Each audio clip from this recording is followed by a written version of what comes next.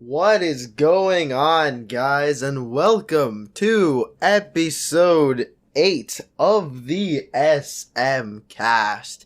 The SMCast is a weekly podcast where we talk about a load of stuff from movies to video games to television to my personal life to your personal life to how to help you guys with YouTube, life stuff, anything.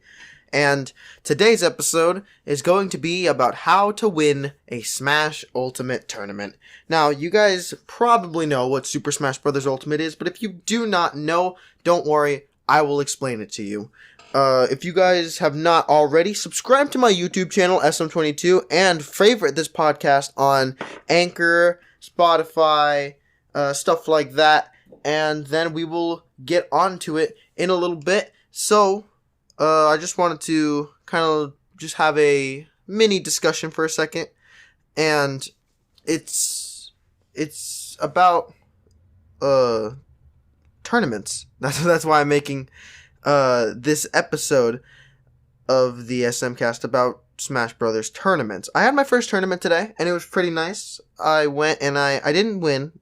Items were on for whatever reason, but it was very nice to be able to be there and like see a community, to be able to see people. They were all teenagers, my age-ish, in between, I would believe 13 and 17, and I didn't win. I went in as Wario, and I got bodied by the items because someone just would bust out an Alucard or a Tiki, but I recorded it all and I put it into a video, so by the time this video goes out, that video is not out yet, but if you guys are listening to this in the future, then go and watch that video. I'd really appreciate it. Anyway, Super Smash Bros. Ultimate is the 5th iteration of the Super Smash Bros. Series, a series that was started in 1998 by Monsieur Masahiro Sakurai, Japanese god. That's pretty much what he is. He's a game developer. He created Kirby. He created Smash Brothers, and he's directed every Smash Brothers game. Super Smash Bros. Ultimate is highly built on Smash 4, but it's improved, I would say. It runs on the Nintendo Switch, and it's very good. It's a very fun game. It's very technical, but it also is good to newcomers. I would say it's the perfect middle ground. Whereas Melee is not good for newcomers, Smash Ultimate is super good for newcomers. So I highly suggest that you pick it up if you have not already. It's probably the most successful Smash game. I think it's sold like 15 million copies or something already, which is more than the most successful one before it, Super Smash Bros. Brawl, did in its entirety. And that game came out 10 years before Ultimate did. And Ultimate's only been out for less than a year, and it's already made that record. So, it's pretty fun. And the community around Super Smash Bros., the Smash community, they like to hold tournaments, to say like, oh, who's the best Smash player? And there are these things called locals, also known as weeklies, where a group of Smash players get together on a weekly basis and just have a Smash tournament. Now, it is not always a weekly thing. For the most part, if they can find a good enough group, then it is. I'm highly considering holding some weeklies over here on my own someday, where I set up a tournament and make videos about it and everything. That'd be really fun, but I would have to fully get that all laid out and ready to go, so I'm not entirely sure I would do that. But in order to win one of these tournaments, you need to know a few things. So first thing you would need to know is how to play. Now, this isn't wave dashing, short hopping. You gotta make sure you short hop nair, fast fall, up air, up tilt, down air, jump, and then down B, and the opponent dies. It's not that complicated. It is complicated, but just getting the fundamentals, which is where you would get the fundamentals from weeklies, because most of the time, low-level players are the ones that are going to weeklies because they're trying to get better. So just knowing how to play is very important, because it's about how to get your general bearings, and it's also about how you can find your main character, the one that you really like to play. And finding a main is probably the most important thing about learning how to play, because if you spread yourself super thin and you play 1,000 characters, then you're not going to get good at any of them. Now, I'm one of the people who I like playing different characters, and I would say it's weird because I don't want to split my attention between many characters, but lately I've been spending a lot of time on Wario and Young Link, and they are both very good. They are both very successful, and I really like them because I like their play style. They reward nice plays. They reward high level plays. So it's really fun to be able to play against people as them. So I kind of split my attention between the two. I would say my main focus of the two, though, is Wario, because I really like his combos and stuff. And another important thing to know is combos. Combos are important because it's how you rack up damage. Wario, for example, has an up tilt to up air combo that can get upwards of 60% in one go. If you can get from 0% to 60%, which is very big. It's a big leap, and if you guys are at the same stock, it puts you in an immediate advantage if you do that onto your opponent, because 0 to 60 is nothing to scoff at, and it's nothing to demean just because of what it is, just because of how powerful 60% can really be. There are some moves that will kill at 60% at the ledge. Wario's moves that include that would be his waft, his down B. So if you've saved it for the last stock, that's a nice way to get a stylish kill. And there are a lot of combos with many characters. I suggest what you should do is go online and look up, insert character name here, combos, Smash Ultimate, and you'll be able to find some really good stuff. You'll be able to find things that you did not think you would be able to, and it's really great to be able to see that. Another thing about how to win the Smash Brothers tournament, know who you're fighting against. Now, knowing who you're fighting against can be tricky, which is why I say, if you're going to go to a tournament, show up early, before the tournament starts. If the tournament starts at 5 o'clock, you show up 4:30, and you play things called friendlies, where you and a couple other players, 1, 2, maybe you're going in a rotation order, just play a couple matches, just to get a bearing of like what it is to feel like with zero stakes. And it's very nice to know, because hey, maybe you're fighting this person in a future round. Maybe you're fighting them round 1. You don't know. But if you know who the person is and you know how they play after playing friendlies, then you'll be able to know what they're doing.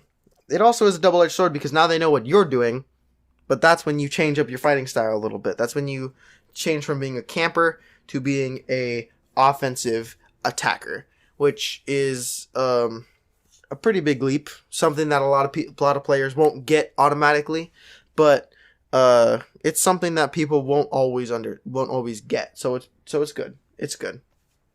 Another thing that you should focus on is just meeting people. Actually, just like being able to meet people who have a common interest in Smash Brothers is huge, because 1, it makes you friends, and 2, you guys always have some common interest. It's not like going out into the street being like, hey, you like Smash Brothers? Hey, do you like Smash Brothers? They're there because I like Smash Brothers. You wouldn't be at a Smash Brothers tournament if you weren't a fan of the game. Unless you're like a news reporter or something and just don't know what you're talking about. But there's always something that drives you there, and the game is what drives you to the tournaments, which means you always... Whoa, someone outside is just really driving, and it's just bothering me. Someone outside is just very disrespectful. Young people always being disrespectful. Anyway, you always are able to meet friends who have a common interest and who share in that common interest and who indulge in that common interest, which is very good in being able to make you friends, because making friends is good for you. Don't not make friends, kids. That's basically what I can say. So, you know how to make friends, you know how to play, you know who you're playing, you know how to do the combos. What are you going to do from there, you ask, even though I'm not qualified to answer that question. You go to the tournament, and you pray that you're last in bracket. Because if you're last in bracket, then you know exactly what everyone else is doing. If someone else is doing the same character as you can see what they're doing. You can see what they're doing that you're not, and you can learn from that a little bit. And also, go to the veterans who are there. There are some people who have been going to tournaments, weeklies for years. If it's your first time, don't be afraid to walk up to them, but don't be afraid to say, hey, can you give me some pointers? Can you give me some pointers on what to do? Because those people are qualified to help you. I'm not qualified to help you. I don't know why you're even listening to this podcast, because I am not qualified to help you win a Smash Brothers tourney. But there's someone who's been going to a tournament for 10 years, and they are qualified to help you, because they've played multiple games, they've played multiple years, and they've played thousands of matches. And that means that they just have raw experience, which is able to help them. So, I hope that was kind of helpful, getting help from them. But another thing that I can tell you is just to, when you're going to the tournaments, be a good sport. Don't be a sore loser, because in the beginning, you're going to lose. There's no way that you're not going to lose. Think about it. If someone's been going there for 10 years and it's your first day, you are not going to beat them. If you think about it in terms that normal people understand, not non-video game players understand. If you've been playing basketball for 20 years, right, and you've just been going at it every single day, and you're the best of the best, you joined the Lakers, right? The Lakers of the 90s, okay? These guys are pros, they good, right?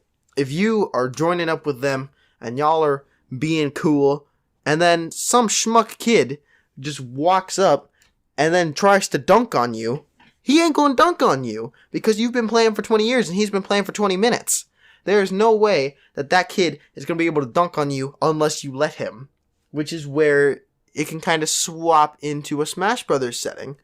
If a newbie walks in and just tries to beat you, they're not going to beat you unless you throw it. Unless you homie stock, unless you SD, unless you do whatever, unless you just don't even play, which is possible. Maybe you just don't play that week. I don't know. But don't be a sore loser, because in the beginning you're gonna lose a lot. It's common. It's common to lose a lot. It's common to not win in the beginning because you're still new to it. You could have been practicing on your own for 10 years, but you have no idea what all these other people are doing. You have no idea what they do because you've never interacted with them before. You've never interacted with other people in a tournament setting. Whereas the Brawl veterans, they've been playing for years, and they've been going to the tournaments for years, and they know every single person by name. They know their main, they know their play style, they know exactly what it is that everybody does. And you're just not going to know that going in at the beginning. So not being a sore loser is actually very good, because it gives you a sense of, how can I say it? It gives you a sense of approachability, I guess. If you're not a sore loser, people will like you. People will be like, man, respect. Mad respect, dog. But if you're a sore loser, not mad respect. Bad respect. Get it? Bad respect. Okay, I want to take a moment out of this podcast episode. We are going to get back to how to win an Ultimate Tourney.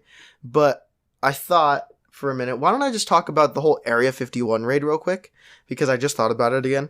Yeah, people have been raiding Area 51 all day. I heard on the news that someone was shot. I cannot verify if that is true or not. But, it is sad that he got shot, but I hope he learns his lesson about, don't storm a government base. That's not good, kids. I don't care how right you think you are. You do not storm a government base, because the government is not afraid to fight back. You think that just because you're Americans that the government's not going to want to fight you? Who cares? The government doesn't care. They're going to fight back. It doesn't really matter. And if we are... Okay, you know what? I'm going to talk to the aliens real quick. Hello, Monsieur Aliens. If we are not alone in this universe, if it is us humans and you aliens, please don't be like us humans. Because humans like to take over things that aren't ours. We like to go to other places and claim it as our own. And if you're anything like us aliens, and you are stronger than us, then you will come and annihilate us. So please, don't be human. Don't come and destroy us, please, because there are some good ones. There are some good humans out there. I know a few. Sparks is a good human. Sliver Killer is a good human. Jada is not. But those people are good humans. So don't be like us humans and don't attack us, please. I'd appreciate it if you would just acknowledge that that is the correct statement. Thank you, Mr. Alien. And we're going to get back to the podcast. Okay, so back to the Smash tournament stuff. I'm sorry that I got sidetracked with the whole thing about Area 51. Oh no, but back to the Smash tournaments. So we're coming to a close, okay? Let's say you won your first tournament, right? And let's say you won $50, all right? Let's just say that. Don't be a sore winner, you know? Like, it's good to pop off. Popping off is when after you win a set, you do like a victory dance, kinda. Just don't go too far with it, you know? Just don't be a dick about it, I guess is what I can say. Just like don't be rude. It's just that's all I can really say. Don't be rude. Don't be disrespectful to anybody else, because like I said before, I didn't say this before, but I should have. Treat people the way you want to be treated. That's just being nice, actually. That's just being respectful to your fellow humans, just kind of in general. So, you know, there's a lot out there that people are just gonna be rude. But don't be rude back to them, please. I'd appreciate it if you were not rude. I would appreciate it if you were a nice person, if you were a nice human being. That'd be pretty neat if you were nice. You know, if you're rude, just don't be. I guess is what I can say. So yeah, that's pretty much how to win a tournament. You know, like I mean, I can't really help you guys too much in how to win a tournament because I've never won a tournament, but. Going to a tournament like that is honestly less about winning the tournament. It's more about playing the people, getting to know other fellow people, getting to know people who like the same thing you like, getting to make real friends, getting to have lifelong friends, I could say.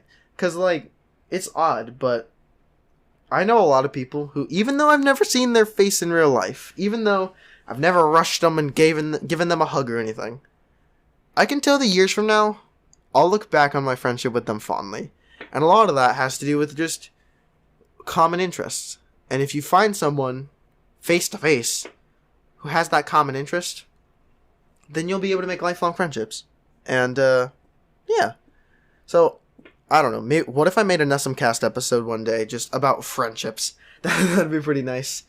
But, yeah, so I appreciate you guys listening to this podcast episode. I apologize that it was super short. This episode is only about 18 to 20 minutes, but I really can't express how much just... I'm under some time pressure right now, so it's not really the best thing for me to make a long episode, but it's okay. And I will see you guys in the next episode of the SMCast, where we will talk about other stuff. If you guys have any suggestions for future episodes, please leave them in the comment section down below if you're listening to this on YouTube. And I will see you guys next time. This has been the SMCast. Wait, I keep messing up this outro, but I've been your host, SM22, and this has been the SMCast.